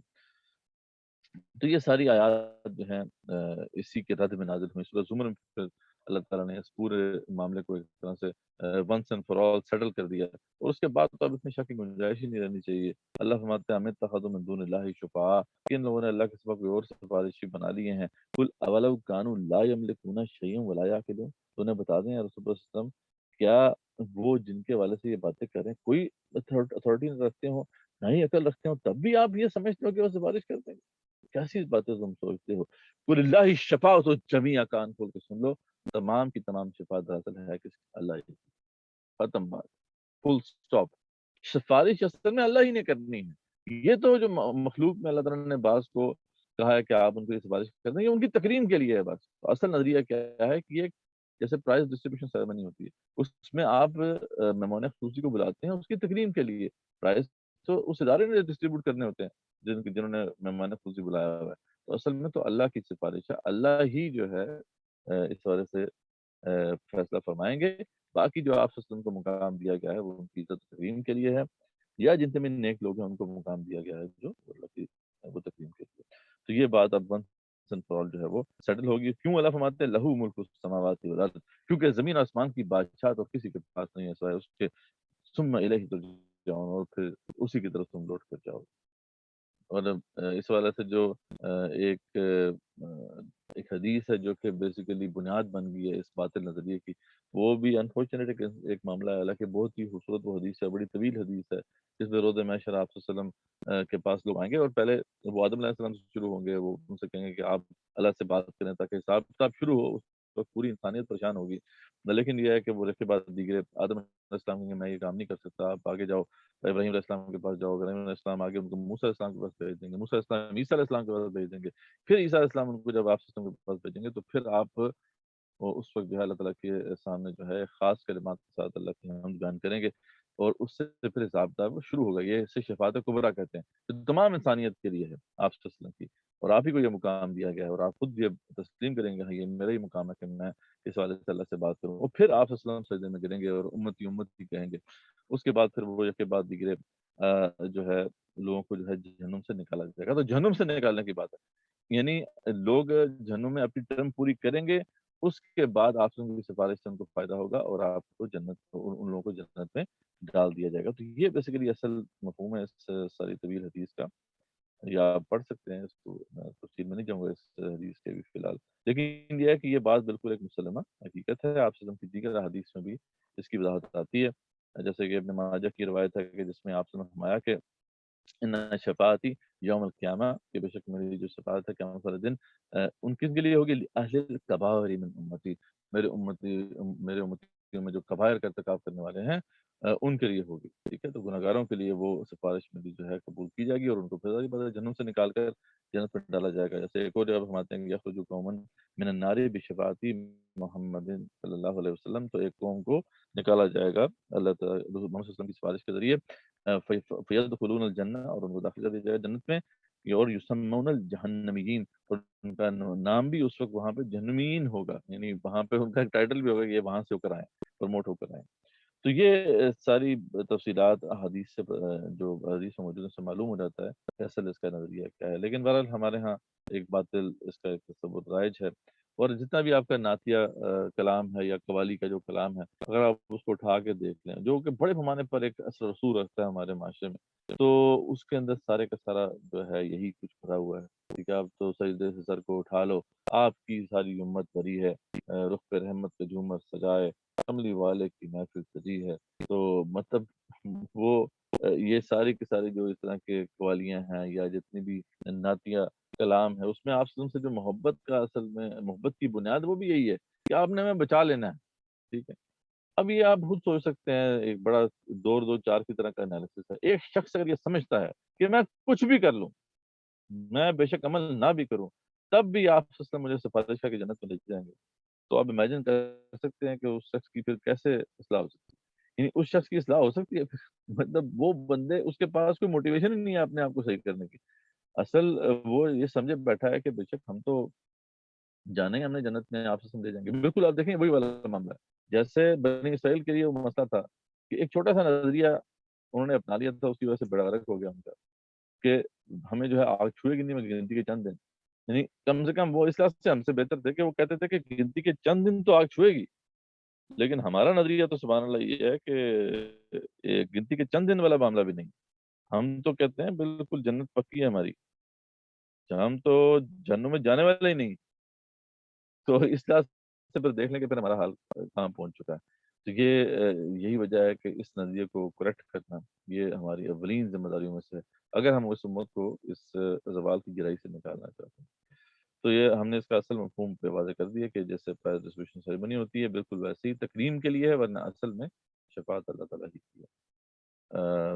اور یہ جو مقام ہے جو آپ صلی اللہ علیہ وسلم کو ملا ہے شفاعت کبریٰ کے والے سے، وہ بھی ہم نے اس کو واضح کر دیا۔ تو خیر دوسرا بڑا تصور جو ہے وہ استعانت کا ہے، کہ اس جو اللہ کے سوا غیر اللہ سے، یعنی اللہ کے سوا کسی اور سے یا غیر اللہ سے مدد مانگنا، تو یہ بھی ایک ایسا تصور ہے جس کے اندر مختلف شکلیں ہیں شرک کی جو کہ اس امت میں رائج ہیں۔ تصور یہ ہے کہ اللہ ہی مشکل کشا ہے، وہی حاجت روا ہے، وہی مسبب الاسباب ہے، اس لیے اسی سے مانگنا چاہیے، یا اگر کسی مخلوق میں کسی سے مانگنا بھی ہے تو اس عقیدے کو مد نظر رکھتے ہوئے مانگنا ہے کہ یہ صرف سبب ہے، اس سبب میں تاثیر اللہ ہی کی طرف سے ہے، اگر اللہ چاہے گا تو یہ میری مدد کر سکتا ہے ورنہ نہیں کر سکتا، پر اس کے بھی آداب ہیں۔ اب یہاں پہ کیونکہ یہ ایک معاملہ ہمارے سامنے آ گیا ہے کہ اللہ کے سوا دوسرے سے بھی مدد دی جا سکتی ہے، لیکن یہاں پہ پھر مس انڈرسٹینڈنگ ہو جاتی ہے، کوئی لوگ جو ہے اس کو غلط کنسیو کر لیتے ہیں کہ بعض اوقات وہ صفات جو اللہ تعالیٰ سے منسوب کرنی چاہیے مخلوق سے منسوب ہونے شروع کرنا شروع مطلب ہونا شروع ہو جاتی ہیں، تو جس کی وجہ سے شرک کا ارتکاب ہوتا ہے۔ تو اس لیے اس میں پھر بہت سی پھر اللہ کی صفات ہیں جو کمپرومائز ہوتی ہیں۔ اللہ تعالیٰ کی صفات الوہاب ہے، الرزاق ہے، الحفیظ ہے، المقیت ہے۔ اب کوئی اگر کسی شیخ کے بارے میں، کسی پیر کے بارے میں نظریہ رکھتا ہے کہ وہ بھی حاجت روا ہے، مشکل کشا ہے، تو یا پھر یہ اتنا نظریہ کر لے کہ جی یہ جو فلاں شیخ ہے جو ہے اس کی دعا لازماً قبول ہوگی اور یہ لازماً جو ہے ہمیں بچوا لے گا مشکلات سے، یہ لازماً جو ہے ہمیں اولاد دلوا دے گا، یہ لازماً یہ ساری جو اس طرح کی لازماً جب ہم کرتے ہیں بات، تو پھر یہ بیسیکلی اللہ کی اتھارٹی ہوتی ہے جس کے اندر ہم اس کو شریک کر رہے ہوتے ہیں اس شخص کو۔ یہ مخلوق میں بھی آپ کو پتا ہے کہ اس میں اللہ کی صفات ہیں، اسی وجہ سے وہ کنفیوژن پیدا ہوتی ہے، اور اس حوالے سے استعانت کے مسئلے میں بہت زیادہ کنفیوژن ہمارے سامنے آتی ہے۔ تو اس میں غلط تصور کیا ہے کہ اگر عقیدہ یہ ہے کہ اللہ کے سوا کوئی اور بھی دینے والا ہے، رازق ہے اور حفاظت کرنے والا ہے، تو یہ تو شرک ہو جائے گا، اس میں کوئی شک نہیں۔ دوسرا جو معاملہ جس والے سے اس امت کے اندر بڑی مس انڈرسٹینڈنگ پائی جاتی ہے اور مسکنسیپشن پائی جاتی ہے، وہ ہے غیبی اسباب سے جو لوگ آپ کی ہیلپ کر رہے ہوتے ہیں۔ اب اس کے ان کے چکر میں ہم پھنس جاتے ہیں بڑی آسانی سے، تو یہ ایک بہت بڑا مسئلہ ہے جس سے ہمیں اچھی طرح بچنا ہے۔ اس مسئلے کو کہتے ہیں استمداد بالغیب، یعنی غیبی اسباب سے مدد لینا، یعنی جس سے مدد مانگی جا رہی ہے یا تو وہ بندہ خود غیب میں، ٹھیک ہے، یعنی غیب میں ہے، موجود ہی نہیں ہے، جیسے کہ پیروں وغیرہ سے مانگا جاتا ہے قبروں پہ جا کے، وہ لوگ موجود ہی نہیں ہے آپ کے سامنے، اب ان سے آپ پکار رہے ہیں جو آپ کی بات ہی نہیں سنتے، یا پھر یہ کہ بندہ تو موجود ہے، جیسے کوئی شیخ ہے، کوئی پیر ہے آپ کے سامنے موجود ہے، لیکن اسباب جو استعمال کر رہے ہیں وہ غیبی ہے۔ جیسے اکثر آپ کو پتا ہے کہ یہاں پہ ہمارے ہاں ہر گلی محلے میں تو آج کل ان کی رسائی ہو چکی ہے کہ وہ موکلوں کے ذریعے سے آپ کا کام کروا دیں گے۔ تو یہ بیسیکلی جو ایسے لوگ ہیں جو آپ کو تعویذ وغیرہ دیتے ہیں یا پھر مختلف قسم کے کلمات کے ذریعے سے آپ کا علاج کرتے ہیں، یہ سب وہ غیبی اسباب ہیں جن کے ذریعے سے جو بھی مدد کر رہا ہے شخص، وہ اول تو یہ ہے کہ وہ مشرک ہے، اور جو شخص ان سے علاج کرواتا ہے وہ بھی اس شرک میں مبتلا ہو جاتا ہے، اور یہ بڑا شرک ہے، یعنی اس سے ہمیں جو ہے بچنا ہے، کیونکہ یہ صرف اللہ ہی کی ڈومین ہے کہ وہ غیب میں ہوتے ہوئے ہماری مدد کرتا ہے۔ جب کوئی اور ہستی جو ہے اس ڈومین میں آئے گی تو پھر یہ شرک واقع ہو جائے گا۔ تو اس میں صرف یہی ہو سکتا ہے کہ آپ کسی سے یہ کہہ دیں کسی شخص سے جا کے بھی آپ دعا کر دیں میرے لیے، اور وہ دعا کر دے اور آپ کا نظریہ ہو کہ اللہ چاہے گا تو یہ دعا قبول ہوگی ورنہ نہیں ہوگی، تو یہ بات ٹھیک ہے۔ یا پھر رقیہ شریعہ ہے کہ کوئی شخص جو ہے قرآن کی آیات کو بآواز بلند پڑھ کے پھونک دے، پر یہاں تک یہ بات جا سکتی ہے، اس سے آگے جو ہے بیونڈ لے جانا یہ بالکل بھی غلط ہے، اور یہ اس کی مختلف شکلیں ہمارے ہاں موجود ہیں، تعویذ کنڈے وغیرہ یہ سب چلتے ہیں۔ اللہ تعالیٰ نے ان سب کو جو ہے وہ رد کیا۔ اللہ فرماتے ہیں کہ ایشرکون ما لا یخلقوا شیئا وهم یخلقون، وہ شرک کرتے ہیں، ایسا کوئی شریک بناتے ہیں جو کچھ بھی پیدا نہیں کر سکتے، وہ خود پیدا کیے جاتے ہیں۔ ولا یستطیعون لهم نصرا ولا انفسهم ينصرون، اور نہ ان کی مدد کی طاقت رکھتے ہیں، نہ ہی اپنی بھی مدد کر سکتے ہیں وہ۔ وَإِن تَدْعُوهُمْ إِلَى الْهُدَى لَا يَتَّبِعُوكُمْ، اور اگر تم ان کو سیدھے راستے کی طرف بلاؤ تو وہ تمہاری اتباع بھی نہیں کر سکتے۔ سواء علیکم ادعوتموہم ام انتم صامتون، تو برابر ہے کہ آپ ان کو پکارو نہ پکارو، وہ کوئی سننے والے نہیں ہیں۔ تمہارے لیے برابر ہے کہ تم ان کو بلاؤ یا نہ بلاؤ۔ ان الذین تدعون من دون اللہ عباد امثالکم، جن کو تم اللہ کے سوا پکارتے ہو وہ بندے ہیں تمہارے جیسے، جیسے کہ یہ جو پیر و فقیروں کی جو اس طریقے سے اطاعت کی جاتی ہے یا ان سے پکارا جاتا ہے، اللہ فرماتے ہیں وہ تمہارے ایسے بندے ہی تھے، فوت ہو چکے، ان کی کوئی حیثیت نہیں ہے۔ فدعوہم فلیستجیبوا لکم، تو بس اب چاہیے تم ان کو پکارو، اگر سچے ہو تو چاہیے کہ وہ تم کو جواب بھی دیں اس کا، ان کو تو صادقین، لیکن ایسی بات نہ تو جواب ان کی طرف سے آتا ہے، نہ ہی وہ تمہاری کوئی ہیلپ کر سکتے، نہ ان کے پاس کوئی اتھارٹی ہے۔ تو اللہ تعالیٰ نے اس قسم کے جو شرک کی یہاں یہیں پہ بنیاد جو ہے وہ کاٹ دی۔ اور اگین یہ بھی وہ مسئلہ تھا جس میں مشرکین مکہ پھنسے ہوئے تھے، اس لیے اس عقیدے کو بھی بار بار قرآن کے اندر جو ہے کریکٹ کیا گیا، خاص طور پہ مکی سورج جو ہے صورتوں میں آپ اس کے رد جو ہے بڑی تفصیل سے دیکھتے ہیں۔ تو اللہ فرماتے ہیں کہ یہ کچھ بھی اتھارٹی نہیں رکھتے، تم ان کو پکارو کہ تمہاری بات تک نہیں سن پاتے، نہ اس کا جواب دے پاتے ہیں۔ تو بلکہ اگر ایسے لوگ ہیں جن کی لوگ پیچھے جو ہے عبادت کرتے تھے یا جن سے دعائیں کرتے تھے، وہ تو قیامت والے دن کو رد کر دیں گے اللہ فرماتے ہیں۔ وہ کہیں گے اللہ ہمیں تو نہیں پتا کہ انہوں نے کیا ہمارے ساتھ پیچھے جو ہے کیا ہے، ہم نے ان سے ایسی بات نہیں کی۔ اور غیبی اسباب کے حوالے سے جو سورہ نام کی آیت ہے، یہ ایک طرح سے فیصلہ کن آیت ہے کہ جو لوگ بھی جنات کے ذریعے سے علاج کرتے ہیں، جنات کو استعمال کرتے ہیں مختلف قسم کے کاموں کے حوالے سے، یہ سب لوگ جو ہیں جہنم میں جانے والے ہیں، کیونکہ جنات کو جو ہے استعمال جو بھی کرتا ہے وہ بیسیکلی وہ ان سے کانٹریکٹ کرتا ہے، کچھ وہ یہ کام ان کے لیے کرتے ہیں، کچھ جنات ان کے لیے کرتے ہیں، اور اس طریقے سے جو ہے یہ شیطانی چکر چلتا ہے۔ اللہ تعالیٰ نے اس کو رد کر دیا سورہ نام کی آیت کے اندر، اللہ تعالیٰ نے فرما دیا کہ دیکھو جو بھی ایسا کرے گا، یہ جو بھی گروہ ہے جو آپس میں اس طرح مل کے لوگوں کو جو ہے گمراہ کرتا ہے، لوگوں کو جو ہے اپنے ساتھ دکھاتا ہے، وہ سب جہنم میں ہوں گے۔ قال النار مثواکم خالدین فیہا الا ما شاء اللہ، اللہ یہ کہ اللہ چاہے کسی کو نکالنا وہ الگ معاملہ ہے۔ ان ربک حکیم علیم، بے شک اللہ تعالیٰ جو ہے وہ حکیم علیم ہے۔ تو اس سے بھی ہمیں اچھی طریقے سے بچنا ہے۔ اس کی بھی مختلف شکلیں جو ہیں وہ ہماری سوسائٹی میں جیسے ملتا ہے آپ کو موجود ہیں۔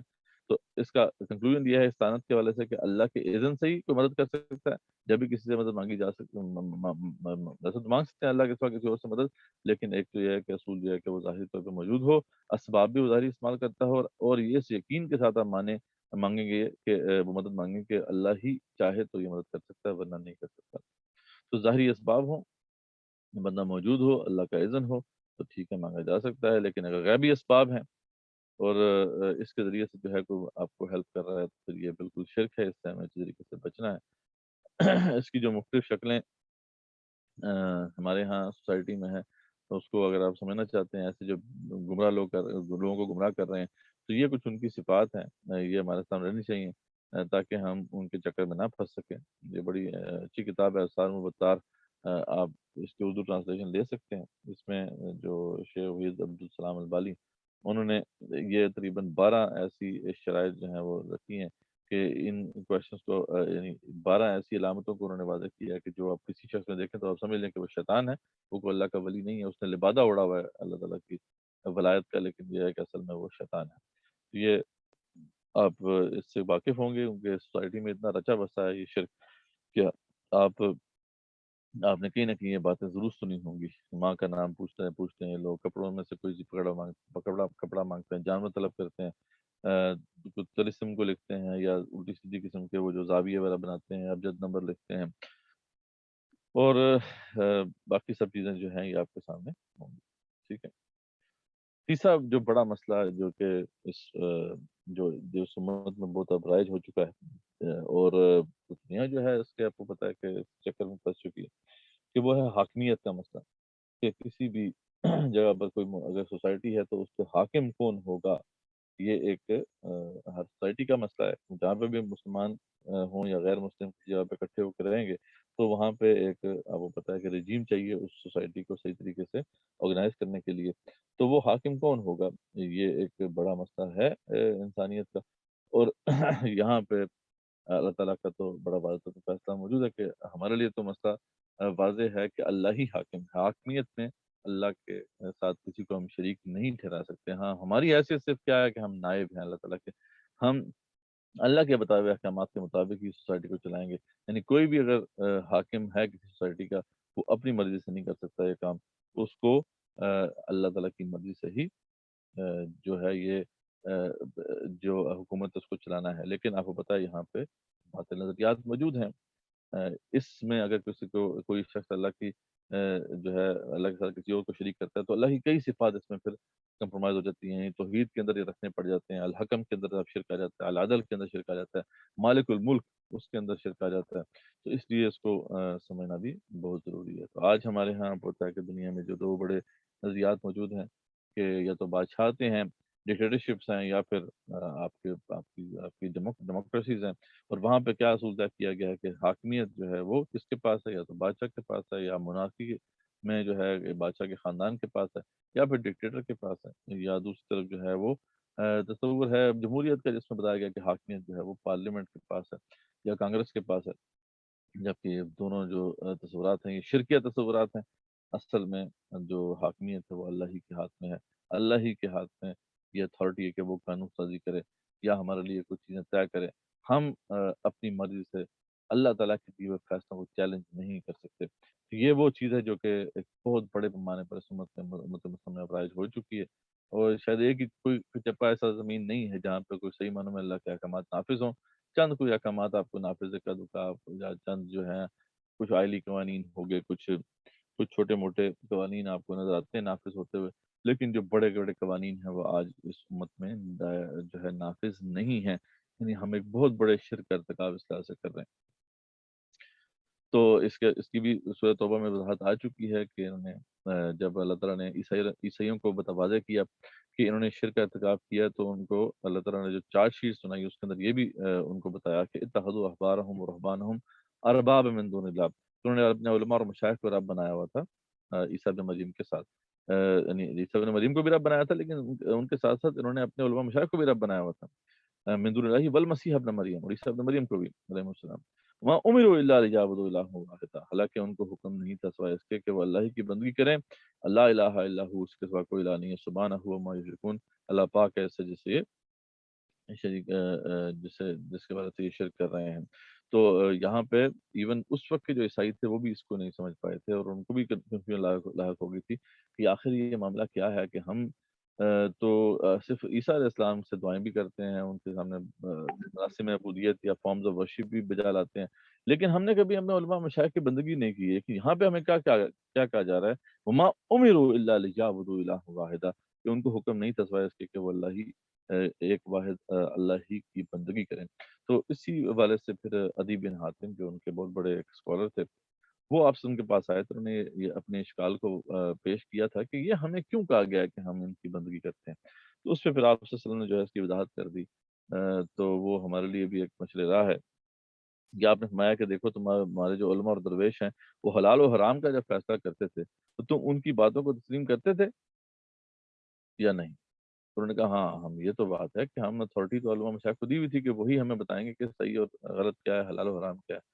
تو آپ سے فرمایا کہ یہی ان کو رب بنا دینا ہے، یعنی اللہ ہی کی اتھارٹی تھی، کتاب اللہ کی کتاب میں کیا لکھا ہوا ہے یہ اگر میٹر نہیں کرتا، اور یہ علماء مشائخ کی جو انٹرپریٹیشن ہے وہی تمہارے لیے میٹر کرتی ہے، اور تم آنکھیں بند کر کے ان کی اطاعت کر رہے ہو، تو پھر اس کا مطلب ہے کہ یہ بھی جو ہے ان کو رب بنا لینا ہے۔ تو اس طریقے سے واضح ہو گیا کہ اللہ کے سوا اب کسی اور کو اگر یہ اتھارٹی مل جائے، یعنی اللہ ہو گیا، اس کے بعد اس کا رسول ہو گیا صلی اللہ علیہ وسلم یا علیہ السلام، وہ آپ کو شریعت دے سکتے ہیں۔ اس کے علاوہ اگر کسی اور کو اتھارٹی دے دی کہ وہ اب آپ کے لیے قانون طے کرے، تو پھر یہ شرک اکبر کا ارتکاب ہو جائے گا۔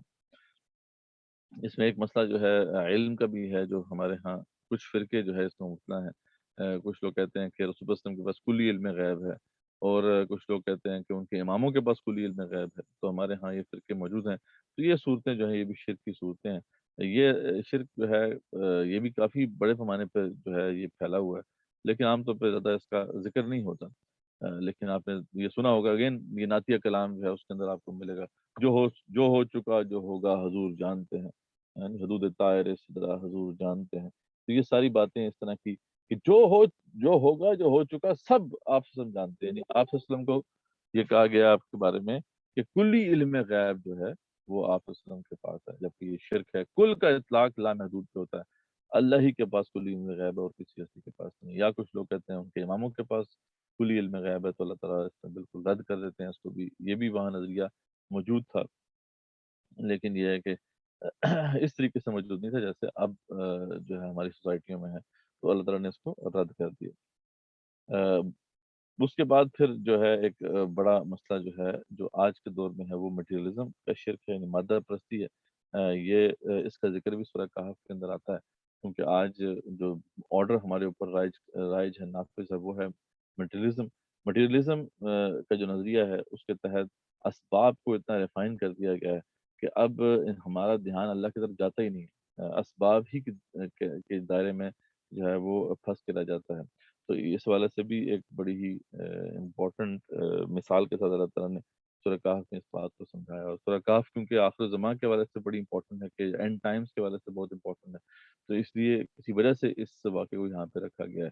اور اس میں جس قسم کے شرک کو جو ہے واضح کیا گیا وہ آج ہماری سوسائٹیز میں بہت بڑے پیمانے پہ پھیلا ہوا ہے. اللہ تعالیٰ نے ایک واقعہ سنایا کہ وہ جو ایک باغ والا تھا اس کا واقعہ بتایا, جس کو دوست سمجھاتا ہے کہ دیکھو تم اللہ تعالیٰ کی تم جو ہے اللہ تعالیٰ پر اعتماد رکھو, یقین رکھو, اسباب جو ہیں وہ تمہیں کچھ فائدہ نہیں دیں گے. وہ کہتا ہے نا کہ میرا جو باغ ہے اس پہ تو کبھی زوال آ ہی نہیں سکتا, کیونکہ یہ بہترین وہ انتظام تھا, اس کے چاروں طرف باڑ لگی ہوئی تھی, بیچ میں سے پانی کی نہر بہتی تھی اور سرسبز و شاداب باغ تھا اور اپنی پورا پھل وہ دیتا تھا. تو ایک دن کیا ہوا کہ اس کا جو سارا باغ تھا وہ ختم ہو گیا, وہ اللہ نے اس کو تباہ کر دیا. تو اب کیا ہوا جب وہ منظر اس کے سامنے آیا, اللہ تعالیٰ اس کو فرماتے ہیں سورہ کہف میں کہ وَهِيتَ بِثَمَرِهِ فَأَصْبَحَ يُكَذِّبُ كَفَّيْهِ عَلَى مَا أَنفَقَ فِيهَا وَهِيَ خَاوِيَةٌ عَلَى عُرُوشِهَا. آخرکار ہوا یہ کہ اس کا سارا جو تھا پھل, وہ جو باغ تھا وہ ختم ہو گیا, اور وہ اپنے انگوروں کے باغوں کو جو ہے وہ چھتوں کے بل الٹا پڑا دیکھ رہا تھا. مَا أَنفَقَ فِيهَا وَهِيَ خَاوِيَةٌ عَلَى عُرُوشِهَا وَيَقُولُ يَا لَيْتَنِي لَمْ أُشْرِكْ بِرَبِّي أَحَدًا. تو وہ کہتا ہے اس وقت کاش کہ میں نے اپنے رب کے ساتھ شرک نہ کیا ہوتا. حالانکہ وہ اس پورے واقعے میں کسی بت کو پوجتا ہوا نظر نہیں آتا, وہ صرف جو ہے اسباب کو اصل میں وہ مقام دیے بیٹھا تھا جو کہ اللہ ہی کا مقام ہے.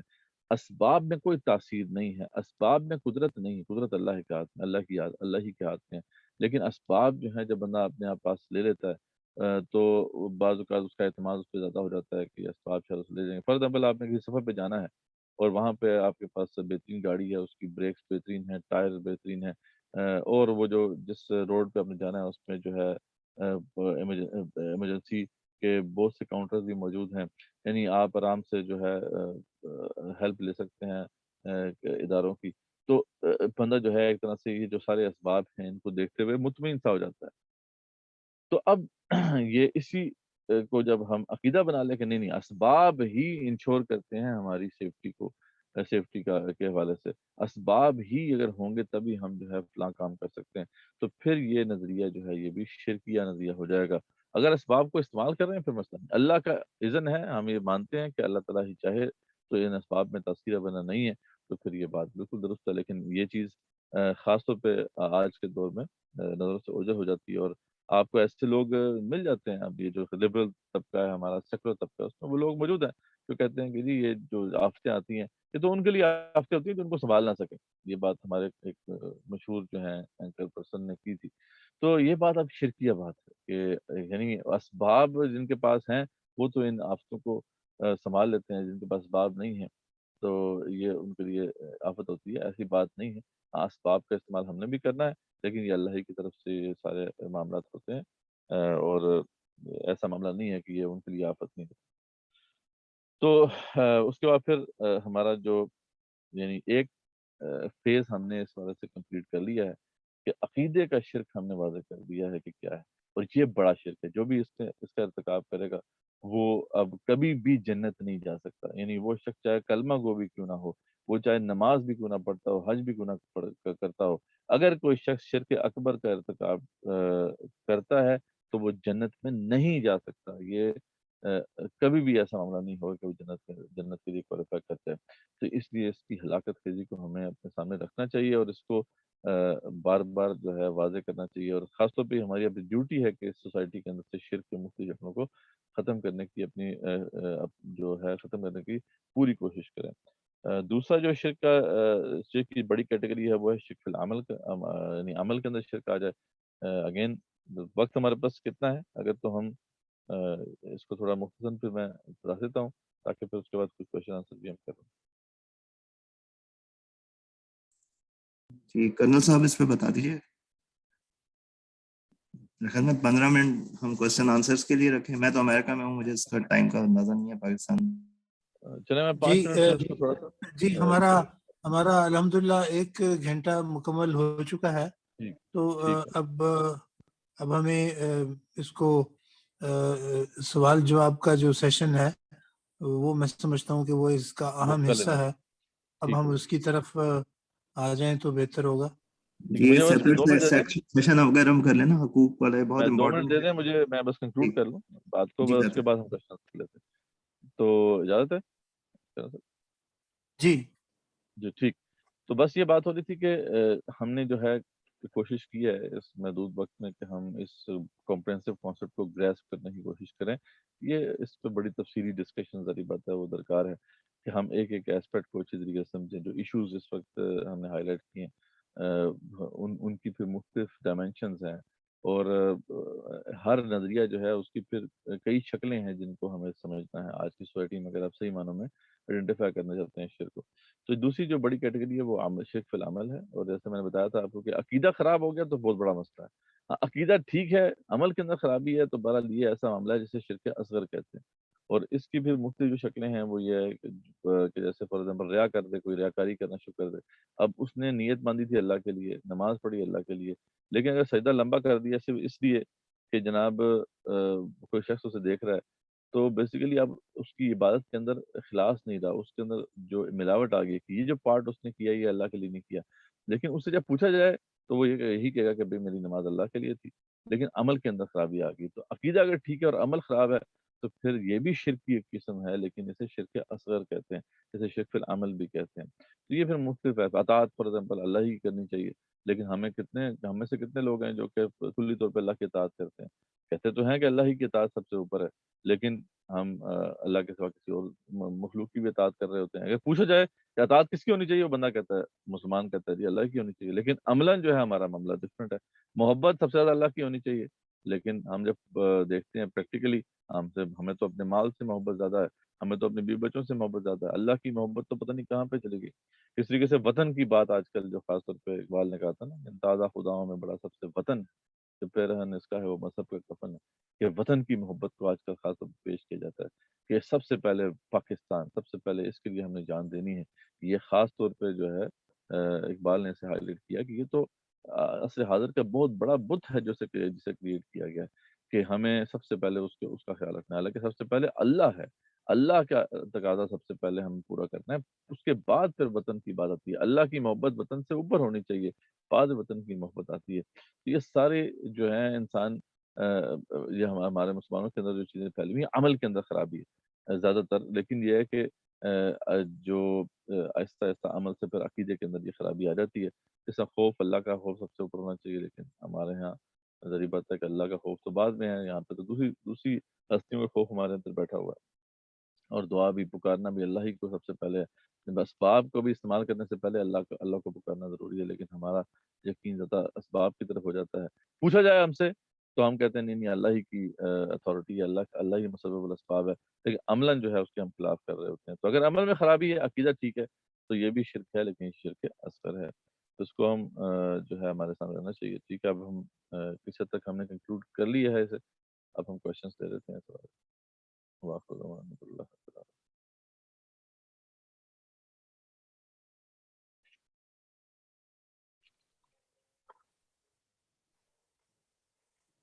جی اب ہم سوال و جواب کی نشست میں آغاز کر لیں.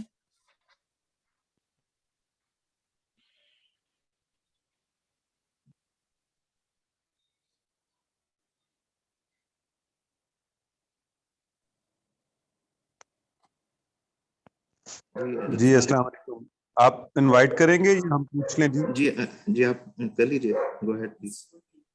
جی نہیں جی, آپ مس جو ساتھی بات کرنا چاہیں پلیز گو ہیڈ, اس میں کوئی فارمیلٹی نہیں ہے, ایک کر کے کیجیے گا. جی ہاں جی جزاک اللہ. میں اس لیے ریز ہینڈ کیا تھا کہ اگر آپ انوائٹ کریں تو آسانی ہوگی سب کے لیے. اینی ویز جزاک اللہ جی. مدثر صاحب جزاک اللہ for very enriching and useful talk. اس میں تھوڑا سا میں شاید ایک ڈفرینٹ نوٹ پر, اور ایک بہت کنفیوژن ہو جاتی ہے اکثر عقیدہ کے حوالے سے. آپ لیکچرز لیں تو وہ اتنی ڈیٹیل میں لگتے ہیں, ایسے لگتا ہے کہ ہم میں سے تو کوئی بھی نہ تو وہ صحیح خالص توحید پر عمل کر رہا ہے اور نہ یہ ممکن ہے. تو کیا توحید کوئی بہت کوئی ناممکن قسم کا کوئی فلسفہ یہ وہ ہے؟ کیونکہ جس طرح ایک تو پہلی تو یہ بات اس پر آپ تھوڑی روشنی ڈالیے گا کہ مطلب بجائے اس کے کہ آپ زیادہ خوش ہو جائیں کہ ہاں ہم اللہ کو ایک مانتے ہیں اور اللہ کو ہی سب سے بڑا مانتے ہیں، بعض ایسی باتیں مقرر اکثر کہتے ہیں، تو میں آپ کی یا موجودگی کا فائدہ اٹھا رہا ہوں، یہ کہہ رہا ہوں بات کہ آپ زیادہ کنفیوز ہو جاتے ہیں اور پریشان ہو جاتے ہیں اور ٹینشن میں چلے جاتے ہیں کہ توحید تو شاید اتنی کوئی بڑی ایسا وزن ہے جو کوئی اٹھا ہی نہیں سکتا. تو پہلی بات یہ. دوسری اسی حوالے سے جی چھوٹی سی ایک بات اور کرتے جی جی وہ اسی سے کنیکٹڈ ہے، بس صرف اتنی تھوڑا سا ہے. قرآن کی آیات کو اکثر جب ہم سنتے ہیں، ہمارے احباب، ہمارے جو اہل علم لوگ ہیں، تو وہاں پہ کسی واقعے کا ریفرنس دے کے وہ کہتے ہیں یہ بھی توحید کے حوالے سے ہے، یہ بھی شرک تھا، یہ بھی اس طرح سے تھا. اور قرآن میں تو آیت ایک سیدھی سی بات کری ہوتی ہے، لیکن وہ جزیات کی اتنی تفصیلات میں جاتے ہیں کہ وہ یہیں پر آ کر تان ٹوٹتی ہے. تو کیا اس وقت کے اللہ کے نبی نے بھی اسی طرح توحید کے حوالے سے اتنی زیادہ کیا بات ہوئی اس دور میں، یہ جتنی جزیات اور تفصیلات سے ہم اس پر جاتے ہیں؟ یہ تھوڑا سا آپ سے پوچھنا چاہ رہا تھا.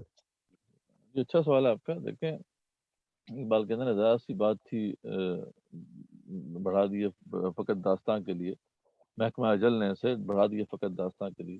تو بات تو بڑی سادہ سی تھی. توحید بہت سادہ سا نظریہ ہے، بڑا سمپل نظریہ ہے. ٹھیک ہے، اللہ کے سوا کوئی اتھارٹی نہیں ہے، اللہ ہی کا اختیار سب جگہ پہ ہے، اسباب سب اسی کے ہاتھ میں ہیں، تمام مخلوقات اسی کے تابع ہیں. مطلب بڑا سادی سی بات ہے نا، اس میں کوئی مبہم چیز نہیں. اصل میں جو کمپلیکسٹی پیدا کی وہ انسانوں نے کی، وہ طرح طرح کی اس کے اندر سے جو ہے نا وہ اب چیزیں نکالی. فار ایگزامپل جیسے میں آپ کو ایک کمپلیکسٹی بتاتا ہوں کہ دیکھیں جی، یہ جو پیر صاحب کے پاس ہم جا رہے ہیں، تو یہ پیر صاحب جو ہے نا یہ اب یہ مشکل کشائی کریں گے ہماری. ٹھیک ہے، اچھا کیسے کریں گے؟ دیکھیں ہے تو اللہ کی اتھارٹی، لیکن اللہ نے نا کیا کیا کہ کوٹا دے دیا ہے. فلاں پیر صاحب کو کوٹا مل گیا، فلاں پیر صاحب کو کوٹا مل گیا. اب یہ جو ہے نا یہ ان کے پاس اللہ کی اطاعت کی ہوئی جو ہے نا وہ اتھارٹی ہے، کوٹا ہے، اس کے تحت جو ہے نا یہ لوگوں کی مدد کرتے ہیں. اب یہ ٹیڑھ ایسی ہے نا، اب اس کو آپ کو سمجھانا پڑے گا. اب یہ شرک ہے، ٹھیک ہے، لیکن یہ ہے کہ اب انسان نے جو ہے اس کو پیچیدہ بنا کے ایک اس کو کمپلیکس کر دیا. اس طریقے سے صفات باری تعالیٰ دیکھیں، اب مسئلہ سمپل سا تھا.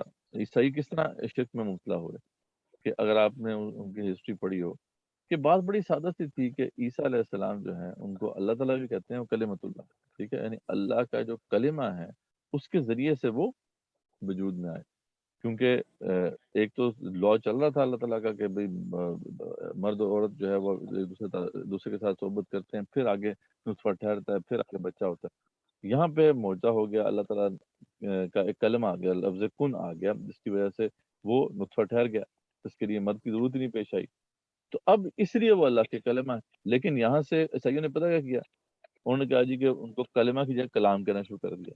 اب کلمہ اور کلام میں فرق کیا ہے؟ کلمہ ہوتا ہے صرف ایک ورڈ، کلام ہوتا ہے صفت. کلام پوری ایٹریبیوٹ ہوتا ہے کسی بھی ہستی کا. اور یہاں سے آپ عیسیٰ علیہ السلام کہنا شروع کر دیا گیا کہ وہ اللہ تعالیٰ کی صفت کلام کے جسدی ظہور ہیں. ٹھیک ہے، یہ ایک physical manifestation of the attribute of speech ہے. اب یہاں سے وہ ان کی امپورٹنس بڑھنا شروع ہوگی، وہ الوہیت آنا شروع ہوگی، ان کے خدائی صفات آنا شروع ہوگی. ہوتے ہوتے ہوتے ہوتے وہ جناب خدا بن گئے. تو دیکھیں ہے شیطان کا کام تو یہی تو اس والے سے کام ہے کہ وہ بات سادہ سی بات کو کمپلیکس کر کے اس کے اندر شرک ڈال دیتا ہے، اور پھر جو ہے انسان اس کے دھوکے میں رہتے ہیں. کتنے بڑے پیمانے آپ دیکھیں اس وقت دنیا میں رہنے والے اکثریت جو ہے وہ تو خیر اب تو عیسائیت بھی وہ چھوڑ چکے ہیں کسی حد تک، لیکن تاریخ میں بڑا نام رہا ہے عیسائیت کا، اور بہت بڑے پیمانے پہ عیسائیت کا اثر رہا. اب اتنا بڑا عقیدہ جو ہے وہ اس کی بنیاد یہاں سے پڑ گئی. لفظ کلمہ کا کلام بن جانا، اتنی سی بات سے وہ دیکھیں ٹیڑھ کہاں تک پہنچ گیا. تو یہ بات ہے کہ توحید کا نظریہ بہت سادہ تھا، اور آپ صلی اللہ علیہ وسلم نے بھی اس کو اسی طرح بیان کیا، لیکن اس کے اندر جو مختلف شکلیں انسانوں نے ڈال دیں اس سے کمپلیکسٹی بڑھ گئی. اور آج ذری بات ہے کہ ہم جب کھڑے ہیں تو وہ ساری کمپلیکسٹیز آپ کو مد نظر رکھنی ہوتی ہیں، اور اس لیے قرآن مجید کی جو آیات ہیں ان میں بیشتر حصہ اللہ تعالیٰ نے وہ اسی کے لیے رکھا ہے کہ وہ جو جتنی مس انڈرسٹینڈنگ تھی، مسکنسیپشن تھی، ان کو دور کیا جائے. اور وہ ہمارے لیے بھی مشورہ ہے، ہمارے لیے بھی اس میں ہوپ فلی آپ کا کوشچن آنسر.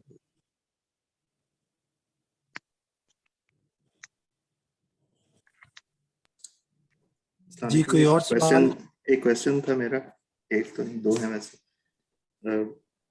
یہ ہے کہ ایک تو شفاعت کا کانسیپٹ تھا, دوسرا یہ بھی کانسیپٹ ہے کہ اللہ تعالیٰ تو غفور الرحیم ہے, ان سے جو امید رکھیں گے اسی کے مطابق ہم سے معاملہ ہوگا, اس امید پر بھی گناہ کر جانا.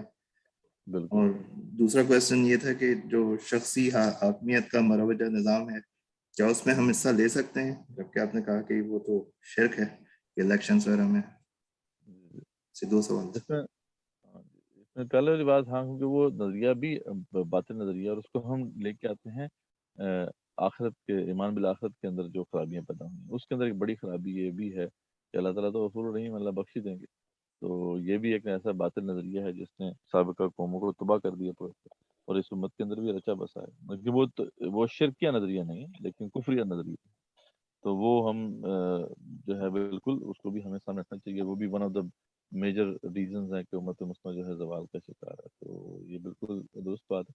دوسری جو آپ نے کہا کہ شرک فی الحاکمیہ کے حوالے سے, تو اس میں ڈیٹیلز اس کی کچھ اس طرح سے ہیں کہ اگر تو کوئی ایسا, جیسے پاکستان کے اندر معاملہ یہ ہے کہ کانسٹیٹیوشن میں یہ طے کیا گیا کہ لیجسلیشن جو ہے وہ قرآن و سنت سے بڑھ کر نہیں ہو سکتی. اس لیے یہاں پہ رہنے والے جو اسکالرز ہیں وہ تو کہتے ہیں کہ ٹھیک ہے, یہاں پہ آپ الیکشن میں حصہ لے سکتے ہیں, ایک پارٹی رجسٹر کر سکتے ہیں, کانسٹیٹیوشنل جو ہے اس کو ایک طرح سے سپورٹ حاصل ہے. لیکن یہاں پہ بھی آپ کو یہ دیکھنا ہوگا کہ جو جماعتیں ہیں اس وقت جن کو آپ ووٹ ڈالتے ہیں, ان کے جو مینیفیسٹوز ہیں وہ کیا ہیں, تو ان کے جو لیڈران ہیں ان کا نظریہ کیا ہے, کیونکہ یہ بھی تو میٹر کرتا ہے نا. ٹھیک ہے, کانسٹیٹیوشن میں تو بے شک لکھا گیا, لیکن آپ کو پتا ہے کہ ہمارے ہاں کانسٹیٹیوشن کے اس کلاس کی کوئی اہمیت نہیں ہے ابھی فی الحال. ابھی تو یہاں پہ تو کئی اصلاح اللہ کے شریعت کے منافی جو ہے قانون سازی ہو چکی ہوئی ہے. تو یہ لوپ ہولز ہیں جو ہم نے ڈال دی ہیں اپنے اس کانسٹیٹیوشن میں. تو اس لیے جو بندہ ایسی جماعتوں کو پھر جا کے ووٹ ڈالے گا یا سپورٹ کرے گا جن کے مینیفیسٹوز کلیئرلی سیکولر ہیں اور جن کے جو لیڈران ہیں وہ سیکولر نظریات رکھتے ہیں, تو وہ بھی اس شرک میں پھر شرک کا ارتکاب کر رہا ہوگا, یعنی اس شرک میں کنٹریبیوٹ کر رہا ہوگا. اس لیے اس سے بچنا چاہیے. ہم اسی جماعت کو اس پروسیس میں بھی سپورٹ کر سکتے ہیں کہ جس کے مینیفیسٹو میں واضح طور پہ یہ لکھا ہو کہ وہ اللہ کے قانون کو برادست مانتی ہے. تو یہ اگر ہم احتیاط رکھیں تو ہم اس پاکستان کی حد تک تو اس پروسیس میں ہم جو ہے وہ کچھ کنٹریبیوٹ کر سکتے ہیں. ہاں, سوال یہاں پیدا ہوتا ہے جیسے ان کنٹریز میں جہاں پر کانسٹیٹیوشن میں بھی یہ لکھا ہوا ہے کہ بھی رجسٹریشن جو ہے وہ ہو سکتی ہے قرآن سنت کے منافی, تو وہاں پہ الیکشن میں حصہ لیا جا سکتا ہے. نہیں تو وہاں پہ بہرحال ایک کبھی رائے تو یہی ہے, اور ہمیں اس پہ مطلب زیادہ شک نہیں رہنا چاہیے کہ اس میں پھر ہمیں الیکشن پروسیس کا بھی حصہ نہیں ہونا چاہیے, کیونکہ وہ تو مانتے ہی نہیں, یعنی کانسٹیٹیوشن ہی نہیں مانتا کہ قانون سازی قرآن سنت کے منافی ہو سکتی ہے. تو وہاں پہ جو ہے وہی بات ہے, الیکشن میں آپ جائیں گے, وہاں پہ آپ اس کو پہلے انڈورس کرنا پڑے گا, پھر آپ اس میں اگر آپ کے پاس کچھ نہ کچھ جو ہے وہاں پہ جگہ مل بھی جاتی ہے آپ کو, تو آپ کو بہرحال اس اصول کو مان کر جو ہے قانون سازی میں شامل ہونا ہوگا. تو یہ کہ جو کہ بات درست نہیں ہے. ہاں, اس حوالے سے تیسری جو بات پھر ان اسکالرس کی ایک ایکسپلینیشن ہے اس حوالے سے یا وضاحت ہے, وہ یہ کہتے ہیں کہ جہاں پہ اس کے علاوہ کوئی اور چارہ ہی نہیں, یعنی ایک جماعت اسلامی جماعت ہے, اس کے لیے کام ہی گنجائش ہی نہیں ہے, کیونکہ وہاں پہ بین کر دیے جائیں گے آپ. تو وہاں پروٹیکشن کے لیے اپنے آپ کو آپ اس طرح کا کوئی پارٹی رجسٹر کر لیں تو یہ کراہتاً جائز ہوگا. تو یہ کچھ ڈیٹیلز ہیں یعنی اس حوالے سے جو ہمارے سامنے رہنی چاہیے.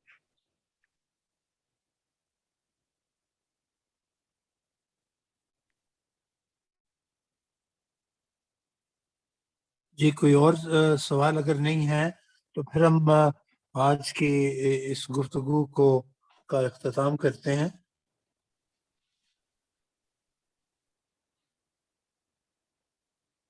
ہم مدثر رشید صاحب کے بہت ممنون ہیں کہ آپ نے اتنا وقت نکال کے اس اہم موضوع پر تفصیلاً گفتگو کی.